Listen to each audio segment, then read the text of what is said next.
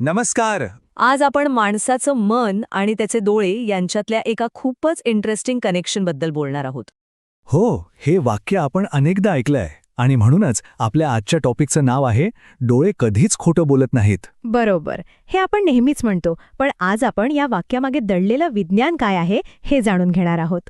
अगदी बरोबर. कवी, लेखक, शायर नेहमीच म्हणतात की डोळे हे मनाचा आरसा असतात. आपल्या हिंदी मराठी गाण्यांमध्ये सुद्धा बघा ना, डोळ्यांचं कौतुक तर भरभरून केलेलं असतं. पण माहीत आहे का, ही फक्त कवीची कल्पना नाहीये. यामागे एक सॉलिड सायन्स आहे, एक पक्क विज्ञान आहे. कधी विचार केलाय की जेव्हा आपण आपल्या आवडत्या व्यक्तीकडे किंवा आवडत्या गोष्टीकडे बघतो तेव्हा आपल्या डोळ्यांमध्ये नकळत एक जादुई बदल होतो. तो बदल नक्की काय असतो आणि तो का होतो? चला, आज आपण विज्ञानाच्या मदतीने याच प्रश्नाचं उत्तर शोधूया. तर हा जो बदल आहे ना, त्याला वैज्ञानिक भाषेत प्युपिल डायलेशन असं म्हणतात. म्हणजेच आपल्या डोळ्यांची बाहुली मोठी होणं किंवा विस्फारणं. चला, यामागचा सायन्स समजून घेऊ. या प्रक्रियेला प्युपिलरी रिस्पॉन्स असं म्हणतात. आता बघा, आपल्या डोळ्याच्या बरोबर मध्ये जो काळा गोल भाग असतो ना, ज्याला आपण बाहुली म्हणतो, तिचं काम फक्त लाईट ॲडजस्ट करणं नाहीये. तिचा डायरेक्ट संबंध आपल्या इमोशन्सशी म्हणजे भावनांशी आहे. यामागचं कारण खूप सोपं आहे. जेव्हा आपण आपल्याला प्रचंड आवडणारी गोष्ट बघतो, मग ती एखादी व्यक्ती असो किंवा गरमागरम पिझ्झा नाहीतर गुलाबजाम, तेव्हा आपला मेंदू ऑक्सिटोसिन आणि डोपामाइन नावाचे हॅपी हॉर्मोन्स तयार करतो. आणि ह्या भावनिक उत्तेजनेमुळेच म्हणजे इमोशनल अराउझलमुळे आपल्या डोळ्यांच्या बावल्या मोठ्या होतात. आणि तुम्हाला ऐकून आश्चर्य वाटेल, पण या भावनिक प्रतिसादामुळे आपली बावली तिच्या मूळ आकारापेक्षा तब्बल 45% मोठी होऊ शकते. हो, 45%. हा बदल खूप मोठा आहे आणि सहज लक्षात येण्यासारखा आहे. पण अनेकांना प्रश्न पडेल की हे खरंच असं होतं का? तर हो, यावर खूप मोठं संशोधन झालेलं आहे. चला बघूया की रिसर्च काय सांगतं. अगदी म्हणजे साधारण 1960च्या दशकात शिकागो युनिव्हर्सिटीचे एक प्रसिद्ध मानसशास्त्रज्ञ होते, एखार्ड हेस. त्यांनी यावर एक खूप महत्त्वाचा आणि गाजलेला प्रयोग केला. तर हेस यांना काय आढळलं? त्यांनी जेव्हा महिलांना लहान बाळांचे फोटो दाखवले तेव्हा त्यांच्या डोळ्यांच्या बाहुल्या मोठ्या झाल्या आणि जेव्हा पुरुषांना सुंदर स्त्रियांचे फोटो दाखवले तेव्हा त्यांच्या बाहुल्या विस्फारल्या. यावरून हेस यांनी हे सिद्ध केलं की आपल्या डोळ्याची बाहुली आपल्या मनात काय आहे याचा सगळ्यात प्रामाणिक पुरावा देते. ओके, तर हे झालं विज्ञान.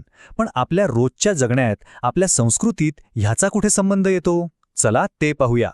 आपल्याकडे लग्न ठरवताना बघा, जेव्हा मुलगा मुलगी पहिल्यांदा भेटतात तेव्हा ते शब्दांनी जरी काही बोलले नाहीत तरी जर दोघांना एकमेकांबद्दल आकर्षण वाटलं तर त्यांच्या बाहुल्या नकळत मोठ्या होतात. तसंच बाजारात एक हुशार व्यापारी ग्राहकाच्या डोळ्यांकडे बघूनच ओळखतो की त्याला ती वस्तू किती आवडली आहे. ग्राहकाचे डोळे चमकले की व्यापाऱ्याला कळतं की आता सौदा पक्का होणार. तर मग या सगळ्या माहितीचा वापर करून आपण आय रीडिंग कसं करू शकतो? हो, म्हणजे दुसऱ्याच्या मनात काय आहे हे डोळ्यांवरून कसं ओळखायचं? चला, काही सोप्या टिप्स बघूया. पहिली टिप, खरा इंटरेस्ट ओळखा. समजा तुम्ही कोणाला गिफ्ट दिलं तर त्यांच्या प्रतिक्रियेसाठी शब्दांवर अवलंबून राहू नका, थेट डोळ्यात बघा. अगदी बरोबर. जर त्यांच्या बाहुल्या मोठ्या झाल्या तर समजून जा की त्यांना ते गिफ्ट मनापासून आवडलंय. दुसरी टिप आहे आपलं सिक्रेट जपण्यासाठी. आता तुम्हाला कळलं असेल की मोठे बिझनेस डील्स किंवा पोकर सारखे खेळ खेळताना लोक सनग्लासेस का घालतात? कारण तुमच्या बाहुल्यांवर तुमचं नियंत्रण नसतं. आणि तिसरी सगळ्यात रोमॅन्टिक टिप आहे नात्यांबद्दल. जेव्हा तुम्ही कमी प्रकाशात, समजा कॅन्डल लाईट डिनरला बसला आहात आणि तुमच्या पार्टनरच्या बाहुल्या विस्फारलेल्या दिसल्या तर ते खऱ्या आकर्षणाचं आणि प्रेमाचं लक्षण आहे. आणि हेच तर सगळ्यात महत्त्वाचं आहे. तुम्ही तुमचा चेहरा पोकर फेस बनवून खोटं बोलू शकता, हो, पण तुम्ही तुमच्या बाहुल्यांना खोटं बोलायला लावू शकत नाही. त्या तुमचं खरं मन दाखवणारच. तर मग या सगळ्याचा निष्कर्ष काय? तोच जो आपण सुरुवातीला म्हटला. माणूस शब्दांनी आणि चेहऱ्याने खोटं बोलू शकतो, पण त्याचे डोळे नाही, कारण ते थेट तुमच्या मनात डोकावण्याची खिडकी आहेत. तर मग आजच तुमच्या जवळच्या आवडत्या व्यक्तीच्या डोळ्यात हा बदल टिपण्याचा छोटासा प्रयोग करून बघाल का? हे आणि असे अनेक आहेत मनाचे खेळ.